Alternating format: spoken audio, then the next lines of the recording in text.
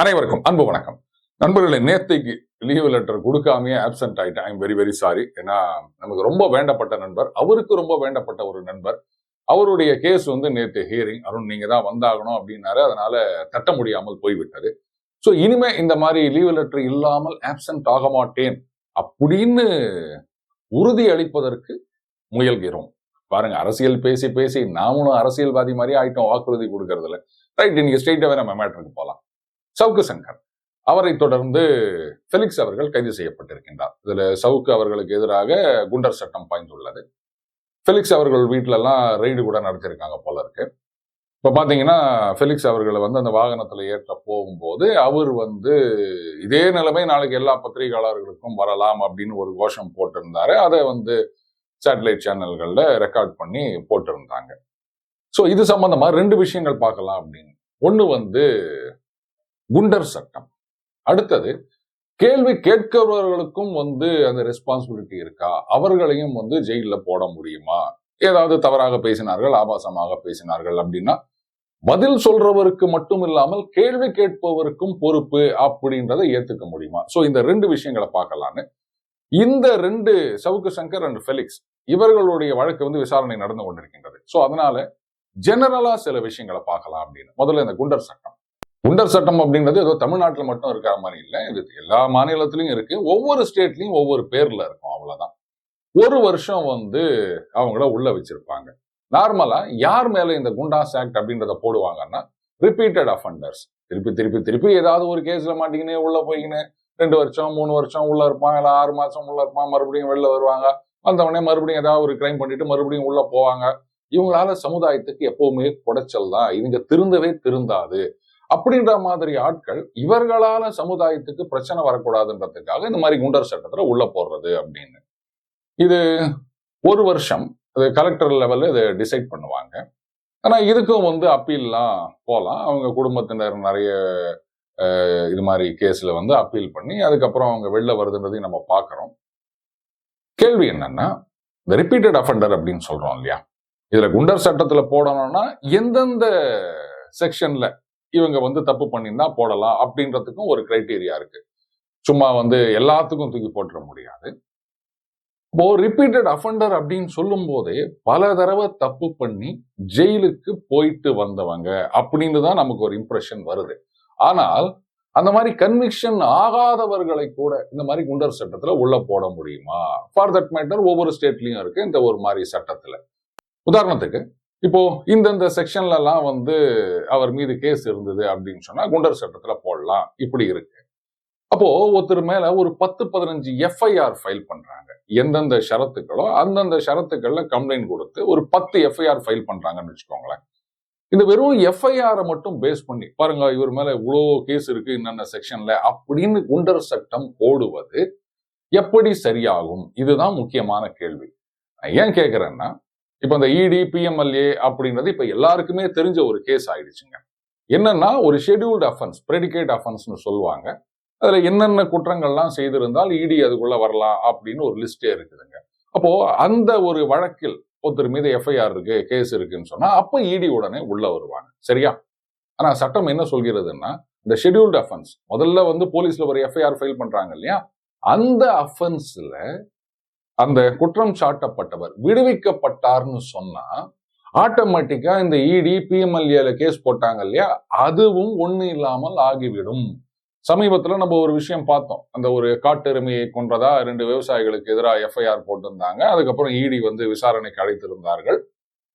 அந்த காட்டெருமையை கொன்ற வழக்கிலிருந்து அவர்கள் விடுவிக்கப்பட்டார்கள்.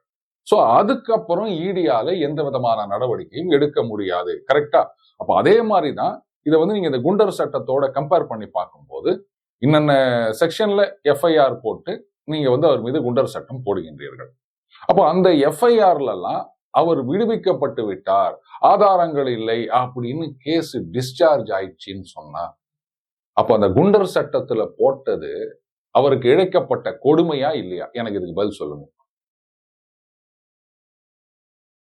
ஒருத்தர் பல தடவை கன்விக்ட் ஆயிட்டு உள்ள போயிட்டு வெளில வந்தாரு, அதனால போட்டோம்னு சொன்னா கூட ஓரளவுக்கு நியாயம் இருக்கின்றது. ஆனா கன்விக்ஷனே ஆகல, வெறும் எஃப்ஐஆரை மட்டும் பேஸ் பண்ணி ஒருத்தர் மீது குண்டர் சட்டம் போடுவதுன்றது இப்படி யோசிச்சு பாருங்களேன். இப்போ உங்களை எனக்கு பிடிக்கல அப்படின்னு சொன்னா உங்க பேர்ல வந்து ஒரு 4-5 இடத்துல நமக்கு வேண்டியவங்களை விட்டு ஒரு கம்ப்ளைண்ட் கொடுக்க வேண்டியது, ஒரு எஃப்ஐஆர் போட வேண்டியது கரெக்டா அந்தந்த செக்ஷன்ல. பாருங்க இவர் மேல 10 எஃப்ஐஆர் இருக்குது அப்படின்னு சொல்லிட்டு குண்டர் சட்டத்துல உள்ள போட்டுற முடியுமா? நீங்க கன்விக்டே ஆகாதவர், உங்க மேல இது வரைக்கும் எந்த கேஸும் இல்லைன்னு கூட வச்சுக்கோங்க. அப்போ எங்கேயோ கொஞ்சம் பிசுறு தட்டுற மாதிரி இல்லையா? இப்போ இன்னொரு ஆங்கிள் பாருங்க. திருப்பி திருப்பி எதையோ ஒரு தப்பு பண்ணிட்டு ஜெயிலுக்கு போயிட்டு வெளில வருது, மறுபடியும் ஜெயிலுக்கு போறது, இப்படியே இருக்கவங்கள குண்டர் சட்டத்தை தூக்கி உள்ள போடுறோம். இதை வந்து சமூகத்துல எல்லாரும் ஏத்துப்பாங்க. கரெக்டுங்க, அவன் இதே தான் பண்ணிட்டு இருப்பான், பொழுதன்னைக்கு இதே தான் வேலை, அதனால தூக்கி உள்ள போடுங்க அப்படின்வாங்க. ஆனா இந்த மாதிரி குண்டர் சட்டத்துல போடுறீங்கன்னு சொன்னா அவங்க இதுக்கு முன்னாடி கன்விக்ட் ஆகி போன வழக்குகள்ல பாத்தீங்கன்னா அது 6 மாசம் இருக்கலாம், 2 வருஷம் இருக்கலாம், 3 வருஷம் இருக்கலாம். இதெல்லாம் சிறை தண்டனை அனுபவிச்சுட்டு தான் அவங்க வெளில வந்திருப்பாங்க. மறுபடியும் தப்பு பண்ணிட்டு உள்ள போறாங்க. அப்போ எத்தனை தடவை உள்ள போயிட்டு வந்தாலும் சிறைச்சாலை அப்படின்றது குற்றம் செய்தவர்களை திருத்துவதற்கான ஒரு இடம்னு சொல்றோம் இல்லையா? அப்போ அங்க திருந்தவே இல்லைன்னு தானே ஆகுது. சோ இங்கேயே ஒரு சின்ன குழப்பம் வருது இல்லையா? சரி, அடுத்தது ஒரு 2 வருஷம் 3 வருஷம் இந்த தண்டனை கொடுத்து உள்ள போயிட்டு வெளில வந்த பிறகும் அவன் திருப்பி திருப்பி தப்பு பண்றான் அப்படின்னா குண்டாசுல தூக்கி 1 வருஷம் போட்டா மட்டும் மறுபடியும் வெளில வந்து அவன் ஒன்னும் தப்பு பண்ண மாட்டானா? அடுத்தது இன்னைக்கு பாத்தீங்கன்னா பல பேர் மேல வந்து ஏகப்பட்ட வழக்குகள் பெண்டிங் இருக்குங்க. ஆச்சரியம் என்னன்னா அது ஊபி பீகார்ல எல்லாம் பாத்தீங்கன்னா பல வருஷங்களா 20 வருஷம் 25 வருஷங்களா கேஸ் பெண்டிங் இருக்கும். என்ன கேஸ்? பிக் பாக்கெட் அடிச்சது, செயின் அறுத்தது எல்லாம் கிடையாது. கொலை வழக்கு, பாலியல் வன்முறை, ஆள் கடத்தல், இந்த மாதிரியான கேஸ் எல்லாமே பல வருஷமா பெண்டிங்ல இருக்கும். அது பல காரணங்களால வழக்கு முடிவடையாமல் இருக்கும். அதுல ஒரு சிலர் எம்எல்ஏ எம்பி எலெக்ஷன்ல இருந்து ஜெயிச்சு பதவிக்கு போறதுங்களையும் நம்ம பாக்குறோம். ஆனா யோகி அவர்கள் வந்த பிறகு அதுக்கெல்லாம் ஒரு முடிவு கட்டப்பட்டு விட்டது. ஆனா இவர்களை கூட குண்டர் சட்டத்தில் போடாமலும் வைத்திருந்தார்கள் பல அரசாங்கங்கள் ஊபி பீகார்ல. எதனால? சாதாரண பிக் பாக்கெட்டு, செயின் பறிச்சுட்டு போறவன், ஊடு பூந்து திருடுறவன், இவங்களை எல்லாம் குண்டாஸ்ல போடுறதுக்கு மும்முரமா இருக்கும்போது இவ்வளவு வழக்குகள் ஹிஸ்டரி ஷீட்டர்ஸ்னு சொல்லுவாங்க. ஏன்னா அரசியல் செல்வாக்கு இருக்கின்றதுனால யாரும் கிட்ட போகாம இருந்தாங்க. இப்ப அதைத்தான் மாத்தி அமைத்திருக்கின்றார் யோகி அவர்கள். இதுல இருந்து என்ன தெரியுதுன்னா இந்த வழக்குகளை எல்லாம் உடனடியாக முடித்திருந்தால், அந்த கன்விக்ஷன் வாங்கி கொடுத்திருந்தா, அந்த கேஸோடைய சக்சஸ் ரேட் அதிகமாக இருந்திருந்தால் இவங்களெல்லாம் எப்போ கொண்டு போய் உள்ள வச்சிருப்பாங்க. அதே மாதிரி 2 வருஷம் 3 வருஷம் உள்ள போயிட்டு மறுபடியும் தப்பு பண்ணிட்டு போறவங்க ஏதாவது தப்பு பண்ணாங்கன்னா அந்த வழக்கை ஸ்பீடப் பண்ணி கன்விக்ஷன் வாங்கி கொடுத்துட்டோம்னு சொன்னா குண்டர் சட்டம் போட வேண்டிய அவசியமே கிடையாது. செயினை பிடிச்சி இருந்தானா ரைட்டு, அவனை வந்து குண்டர்ல போடாம அந்த கேஸை ப்ராசஸ் பண்ணுங்க, அதுக்கு என்ன அதிகபட்ச தண்டனையோ அதை வாங்கி கொடுங்க அப்படின்னும் போது ஒரு சில வழக்குகள்ல பாத்தீங்கன்னா 3 வருஷம் 4 வருஷம்லாம் கூட ஜெயில் தண்டனை வாங்கி கொடுக்கலாம். அப்போ அந்த 1 வருஷம் குண்டாஸ்ன்றது தேவையே இல்லாம போயிடும் இல்லையா? அப்போ அந்த சட்ட நடவடிக்கைகள் துரிதப்படுத்த வேண்டும். காவல்துறையின் காவலர்கள் எண்ணிக்கை அதிகப்படுத்தப்பட வேண்டும். அப்பதான் இதுல எல்லாம் வந்து ஒரு சரியான கண்காணிப்பு இருக்க முடியும். அது ரெண்டும் இல்லைன்னா குண்டர் சட்டம் அப்படின்றது வந்து ஒரு அவசரத்துக்கு அது பிளாஸ்திரி ஒட்டுற மாதிரி தான். அது ஒரு பெரிய சொல்யூஷனாக இருக்காது. அடுத்தது இதை தவறாக பயன்படுத்தக்கூடிய வாய்ப்பு அப்படின்றதும் நிறையவே இருக்கிறது. சோ இது என்ன ஆகும்னு கேட்டீங்கன்னா ஒரு 100 பேர் குண்டர் சட்டத்துல கைது செய்யப்படுகின்றார்கள் அப்படின்னா அதுல 95 பேர் ரிப்பீட்டட் அஃபண்டரா கூட இருப்பாங்க. ஆனா ஒரு 5 பேர் மட்டும் அவங்க வந்து இந்த குண்டர் சட்டத்துல போயிட்டு வெளில வந்துடுறாங்க. கோர்ட்ல வந்து இல்ல இவரை குண்டர் சட்டத்துல போட்டது தவறுன்னு தீர்ப்பு வந்துருதுன்னு வச்சுக்கோங்களேன். அப்ப மக்கள் மனசுல என்ன தோணும்? பாத்தீங்களா, இந்த குண்டர் சட்டம்லாம் ஒரு யூஸ்லெஸ் சட்டம், வேண்டாதவங்களும் தூக்கி உள்ள போடுறதுக்கு தான் யூஸ் பண்றாங்க அப்படின்னு எதற்காக அந்த சட்டம் கொண்டு வந்தோமோ, அதாவது சமுதாயம் நிம்மதியாக இருக்கணும், பாதுகாப்பா இருக்கணும், இந்த மாதிரி மொள்ள மாறிங்கெல்லாம் வந்து கொச்சல் குத்தணும் கூடாது அப்படின்றதுக்காக கொண்டு வரப்பட்ட சட்டமே கேள்விக்குரியதாக விடுகிறது. இந்த குண்டர் சட்டத்திற்கான அவசியம், இதை வந்து எப்படி பிரயோகிப்பது, யாருக்கு எதிராக பிரயோகிப்பது, இதை பத்தி எல்லாம் ஒரு பெரிய விவாதம் வேணும் நண்பர்களே. மெயின் ஸ்ட்ரீம் மீடியால இதை பத்தி எல்லாம் டிஸ்கஸ் பண்ணுவாங்களா அப்படின்னு எனக்கு தெரியல. அட்லீஸ்ட் நம்ம நண்பர்களாவது கமெண்ட்ல டிஸ்கஸ் பண்ணுங்க. அடுத்தது கேள்வி கேட்பவருக்கும் பொறுப்பு இருக்கின்றதா அப்படின்னு. அகைன் இந்த 2 பேர் வழக்குகளுக்குள்ள போக வேண்டாம், ஜெனரலாவே பார்க்கலாம். நேற்றைக்கு வந்து ஜாம்பவான்ல என்னுடைய பேட்டி பார்த்திருப்பீங்க. அதுல வந்து நண்பர் பிரபாகர் கடைசியா ஒரு கேள்வி கேட்டார். சார், கேள்வி கேட்கிறவங்களுக்கும் பொறுப்பு இருக்குதுன்னு உள்ள தூக்கி போட்டுறாங்களாம் சார், காப்பாத்துங்க சார் அப்படின்னாரு. அப்ப நம்ம பதில் கொடுத்திருந்தோம். அப்ப நம்ம ஒரு விஷயம் சொல்லியிருந்தோம். அதாவது பேட்டி எடுக்கும்போது முதல்ல வந்து பொறுப்பு துறப்பு அப்படின்னு ஒரு கார்டு போடுவாங்க. அதாவது இதுல வர விருந்தினர்கள் அவர்கள் சொல்லும் கருத்துக்கு அவங்க தான் பொறுப்பு. சேனலோ இல்ல பேட்டி எடுப்பவரோ பொறுப்பு இல்ல அப்படின்ற மாதிரி நிறைய சேனல்ல போடுறத நம்ம பாக்குறோங்க. பட் இதுக்கு என்ன லீகல் வேலிடிட்டி இருக்கு அப்படின்றது எனக்குள்ள இருக்கிற ஒரு பெரிய கேள்வி. லைவ் ப்ரோக்ராம் அப்படின்னு சொன்னா எதிர்க்க இருக்கவரு நீ லூசு நீ லூசு அப்படின்னு சொல்லுவாங்களான்றதை நம்ம எதிர்பார்க்க முடியாது. அவர் அந்த வார்த்தையை சொல்லிட்ட பிறகு நம்ம எடிட் பண்ண முடியாது. ஏன்னா அது லைவ். ஆனா இந்த மாதிரி ரெக்கார்ட் பண்ணி போடுகின்ற ப்ரோக்ராம் அப்படின்னு சொல்லும் போது என்னென்ன வார்த்தைகள் பேசப்பட்டிருக்கின்றன அப்படின்றதெல்லாம் எடிட்டருக்கு தெரியும். எடிட்டர் அப்படின்னா அந்த டெக்னிக்கலா வீடியோ எடிட்டிங் பண்றவர் இல்லைங்க. ஒரு பத்திரிகை அப்படின்னா ஆசிரியர்னு சொல்றோம் இல்லையா, அவரை தான் நம்ம எடிட்டர்னு சொல்றோம். பத்திரிகை விஷயங்கள்ல பாத்தீங்கன்னா ஒரு பத்திரிகையில பிரிண்ட் ஆகிற அத்தனை விஷயங்களுக்கும் அந்த எடிட்டர்னு ஒருத்தர் இருக்காரு இல்லையா, பத்திரிகை ஆசிரியர், அவர் தான் பொறுப்பு. இல்ல சார், அந்த ரிப்போர்ட்டர் இந்த மாதிரி ஒரு நியூஸ் கொடுத்தாரு, இவர் அந்த மாதிரி கொடுத்தாரு, இதெல்லாம் சொல்ல முடியாது. ஏன்னா எல்லாவற்றுக்கும் மொத்தமாக பொறுப்பு எடுத்துக்கொள்ள வேண்டியது அந்த எடிட்டர். அதே மாதிரிதான் ஒரு சேனல் அப்படின்னும் போது அதற்கான எடிட்டர்னு ஒருத்தர் இருப்பார், editor in chief, CEO something, அவர் பொறுப்பாக்கலாம். ஆனா கேள்வி கேட்டது அப்படின்னு சொன்னா, இப்போ அந்த பிரபாகருடைய பேட்டியிலேயே பாத்தீங்கன்னா தெரியும்.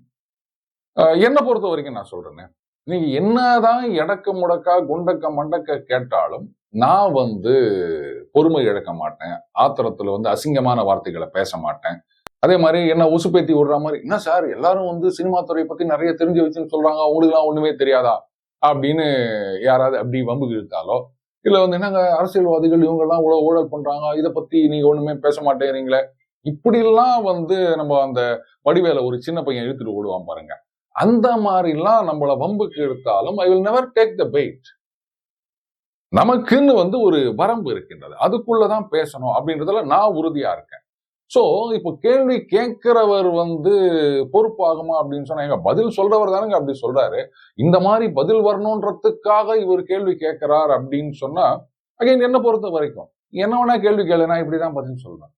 அப்ப நீ ஒரு மாதிரி கேள்வி கேட்கறன்றதுக்காக நான் கொஞ்சம் வரம்பு மீறி பேசிட்டேன் அப்படின்னு சொன்னா, அப்ப நான் என்னுடைய கண்ட்ரோல்லயே இல்லைன்னு அர்த்தம் ஆகுது. ரைட்டா? யாராவது உசுப்பேத்தி விட்டா கண்ணாபின்னா பேசுவேன் அப்படின்னும் போது, அகைன் இதுல கேள்வி கேட்பவரை எப்படி ரெஸ்பான்சிபிலிட்டி பிக்ஸ் பண்ண முடியும்ன்ற ஒரு கொஸ்டின் வருது இல்லையா? அதுக்குதான் நான் சொன்னேன், ரெக்கார்டட் அப்படின்னும் போது இந்த விஷயமே மாறிவிடும். என்ன வேணா கேள்வி கேளுங்க, நீங்க வந்து சாதாரணமா கூட கேளுங்க, இல்ல வந்து உசுப்பேத்துற மாதிரி கூட கேளுங்க. எதிர்க்க இருக்கிறவர் வந்து சில விஷயங்களை பேசுகின்றார் அப்படின்னு சொன்னா, அந்த விஷயங்கள் ரெக்கார்ட் பண்ணி எடிட் பண்ணி போடும்போது அப்ப அந்த எடிட்டருக்கு ஒரு பொறுப்பு இருக்கின்றது. அதை யாராலும் தட்டி கழிக்க முடியாது. பட் பிரச்சனை எங்க வருது அப்படின்னு கேட்டீங்கன்னா, செலக்டிவா ஆக்ஷன் எடுக்கும் போதுதான். இப்ப கூட சமீபத்துல ஒரு வீடியோ பார்த்தேன். வாய்க்கு வந்ததை அப்படியே அபாண்டமான குற்றச்சாட்டுகளை ஒருத்தவங்க வந்து அள்ளி வீசி நிற்கிறாங்க. எப்படிங்க அதெல்லாம்? திருப்பி திருப்பி நான் சொல்றது அதுதான். கண்ணெதிர்க்க நீங்க பார்த்திருந்தாலும் நீங்க வந்து அதை வீடியோல ரெக்கார்ட் பண்ணி எவிடன்ஸா இல்லாத வரைக்கும் பொது வெளியில பேசக்கூடாது. தனிப்பட்ட முறையில 2 பேர் பேசிட்டு இருக்கும்போது உங்களுக்கு தெரிஞ்ச விஷயம், தெரியாத விஷயம் அப்படின்னு அப்படியே அள்ளி விடலாம். அவர் வந்து ஆஹா இவ்வளவு விஷயம் தெரிஞ்சுக்குதே அப்படின்னு உங்களை பார்த்து அப்படியே மலைச்சு போலாம். அதெல்லாம் வேற விஷயம்.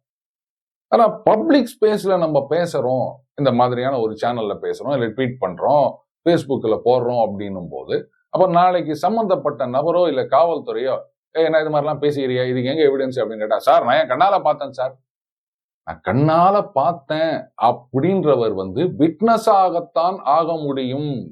வேற யாராவது இந்த மாதிரி ஏதாவது சொல்லி அப்போ உங்களுக்கு இந்த விஷயம் தெரியும்னா அப்ப அவர் மேல கேஸ் வரும்போது நீங்க விட்னஸா போலாம். அவர் சொன்னது கரெக்ட் தான் சார், நான் பார்த்தேன் சார், அன்னைக்கு அங்க இருந்தேன் சார் அப்படின்னு சொல்லலாம். ஆனா நீங்க பொது வெளியில இதை எடுத்து வைக்கும்போது you become the complainant, or நீங்க தான் வந்து அந்த அலகேஷனை, குற்றச்சாட்டை அவர் மீது வைக்கிறீர்கள்னு அர்த்தம். அப்போ உங்களை டிஃபெண்ட் பண்றதுக்கு எவிடன்ஸ் வேணும், விட்னஸ் வேணும். இதை நிறைய பேர் வந்து யோசிக்கிறதே கிடையாதுங்க. இதுதான் இன்னைக்கு இருக்கிற பிரச்சனை. அகைன் இதுக்கு வந்து கட்டுப்பாடுகள் கொண்டு வர முடியுமா அப்படின்னா, நிச்சயமா எந்த அரசாங்கமும் கொண்டு வருவாங்க அப்படின்னு நான் நம்பல. ஏன்னு கேட்டீங்கன்னா, அப்புறம் அவங்களுக்கு வேண்டியவங்க எல்லாம் அவங்க மேல நடவடிக்கை எடுக்கணும்னா என்ன பண்றது? எல்லாமே செலக்டிவா தானே நடந்துட்டு இருக்கு. இன்றைக்கும் எத்தனையோ பேர் வாங்கி வந்ததெல்லாம் வந்து ஆபாசமா பேசிட்டு வராங்க. கம்ப்ளைண்ட் கொடுத்தா உடனே நடவடிக்கை எடுக்கப்படுகின்றதா? இப்போ சவுக்கு சங்கர் அவர்களுக்கு எதிராக 2018 கொடுக்கப்பட்ட ஒரு கம்ப்ளைண்ட், அதுக்கு இப்ப நடவடிக்கை எஃப்ஐஆர் போட்டிருக்காங்க. சரி, சின்மயி அவர்கள் அவங்களும் தான் வந்து புகார் கொடுத்தாங்க. ஏதாவது நடவடிக்கை இருக்குன்னு நினைக்கிறீங்க? அப்கோர்ஸ் இந்த மாதிரி விஷயங்கள்ல வந்து எங்க 10 வருஷம் 5 வருஷத்துக்கு முன்னாடி நடந்தது அப்படின்னு சொல்லிட்டு எந்த விதமான ஆதாரங்களையும் இல்லாமல் புகார் கொடுப்பதனால் என்ன மாதிரி நடவடிக்கை எடுக்க முடியும்?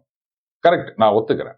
இப்போ போலீஸோட பெர்ஸ்பெக்டிவ்ல பாத்தீங்கன்னா, சார் 20 வருஷத்துக்கு முன்னாடி அவன் வந்து என் முதுகுல குத்திட்டான் சார் அப்படின்னு ஒரு கம்ப்ளைண்ட் கொடுக்குறோம்னே வச்சுக்கோங்களேன். என்ன விதமான ஆதாரம், எப்படி அவங்க இன்வெஸ்டிகேட் பண்ணுவாங்க? ஏன்னா டைம் மிஷினா வச்சுக்கிறாங்க. என்ன மாதிரி நேரா அதுல ஏறி 20 வருஷத்துக்கு முன்னாடி போயிட்டு என்ன டேட்டுப்பா என்ன டைம்பா அப்படின்னு சொல்லிட்டு ஒரு குத்தினாரா இல்லையா அப்படின்னு பார்த்து வீடியோ எடுத்துட்டு வரதுக்கு. இதெல்லாம் நம்ம காவல்துறை மீது புகார் சொல்றோம். பாருங்க, இதெல்லாம் ஆக்ஷனே எடுக்கிறது இல்லை. என்ன மாதிரி ஆக்ஷன் எடுப்பாங்க, எப்படி எடுப்பாங்க? தயவு செஞ்சு எனக்கு யாராவது சொல்லுங்களேன். சரி, சின்மயி அவர்கள் புகார் கொடுக்குறாங்க, நடவடிக்கை இல்லை. இதுவும் வந்து பல வருஷங்களுக்கு முன்னாடி நடந்ததாக சொல்லப்பட்ட ஒரு விஷயம். இப்போ சமீபத்துல கலாக்ஷேத்ரால இருக்கிற ஒரு நடன ஆசிரியரா ப்ரொஃபஸரா என்ன சொல்லுவாங்க, அவர் மேல இதே மாதிரி பல ஆண்டுகளுக்கு முன்னாடி இது மாதிரி இவர் நடந்துகிட்டார் அப்படின்னு ஒரு கம்ப்ளைண்ட் வந்திருக்கு. உடனே அரெஸ்ட் பண்ணிட்டாங்க. ஆனா ஒருத்தருக்கு ஒரு நியாயம், இன்னொருத்தருக்கு ஒரு நியாயம் அப்படின்னும் போது அப்போ அந்த சட்டமே வந்து கேள்விக்குரியதாகின்றன. தப்பா பயன்படுத்துறாங்க. வரதட்சணை கொடுமைக்கு எதிராக சட்டம் கொண்டு வரப்பட்டது. அதாவது இந்த 80ஸ்ல எல்லாம் பாத்தீங்கன்னா, அப் டு 80s இந்த ஸ்டவ் வெடித்து மருமகள் மரணம் அப்படின்றது நிறைய செய்திகள் பார்க்கலாங்க. குமுதத்துல நினைக்கிறேன் இந்த மாதிரி வந்து புகுந்த வீட்டுல அவங்க என்ன பண்ணிருக்காங்க, கொடுமை பண்ணி கொளுத்திட்டு இருக்காங்க. அப்போ அந்த பெண்ணுடைய மரணம் ஆக்கும் மூலம் ஹாஸ்பிட்டல்ல இருந்து அவங்க சொன்னதை கூந்தம் தான் எனக்கு ஞாபகம். அதுல வந்து ஒரு 4-5 பக்க கட்டுரையா போட்டிருந்தாங்க. ஒரு மிகப்பெரிய ஒரு விவாதத்தை எழுப்பியது, மக்கள் மனசுல ஒரு பெரிய தாக்கத்தை உருவாக்கியது. அதுக்கப்புறம் அந்த வரதட்சணை தடை சட்டம், வரதட்சணை கொடுமை சட்டம் இதெல்லாம் கொண்டு வந்தாங்க. ஆனா இன்னைக்கு கோர்ட்டிலேயே சொல்றாங்க, இந்த சட்டம் தவறாக பயன்படுத்தப்படுகின்றது. புருஷன், மாமியார், மாமனார் மட்டும் இல்லாம யார் யார் மேல எல்லாமோ வந்து அவங்களெல்லாம் பழி வாங்குவதற்காக தவறாக பயன்படுத்தப்படுகின்றது. இன்னைக்கு கோர்ட்லயே சொல்ற அளவுக்கு வந்திருக்கு. அப்போ சட்டம் கொண்டு வருவது ஒரு நல்ல நோக்கத்திற்காக. ஆனா அதை மிஸ்யூஸ் பண்றது யாரு? நம்மள மாதிரி ஜனங்க. அப்ப மிஸ்யூஸ் பண்ணும்போது பாதிக்கப்பட்டவர்கள், நிஜமாவே பாதிக்கப்பட்டவர்களுக்கும் பலன் கிடைக்காம போயிடும். மக்கள் மத்தியில இப்படிதான்பா பண்ணினுக்கிறாங்க அப்படின்ற மாதிரி இம்ப்ரெஷன் ஆகுது. கரெக்டா? என்னை பொறுத்த வரைக்கும் கேள்வி கேட்கிறவர், பதில் சொல்றவர், இவங்க 2 பேர் மட்டும் இல்ல. இந்த மாதிரியான ஆபாசமான விஷயங்களுக்கு ஆதரவு தெரிவிக்கிறவர்கள் வேற யாரு? இந்த சமுதாயத்துல இருக்க மக்களாகிய நாமளும் தான் ஒரு விதத்துல ஒரு பொறுப்புன்னு சொல்வேன். ஆனா லீகல் ரெஸ்பான்சிபிலிட்டி கிடையாது, மாரல் ரெஸ்பான்சிபிலிட்டி. மொராலிட்டி பத்தி எல்லாம் என்ன சார் எந்த காலத்துல இருக்கீங்க அப்படின்னு கேக்குறீங்களா? கரெக்ட், அதுக்கு ஒண்ணும் பண்ண முடியாது. மீண்டும் அடுத்த போது சந்திப்போம். வணக்கம்.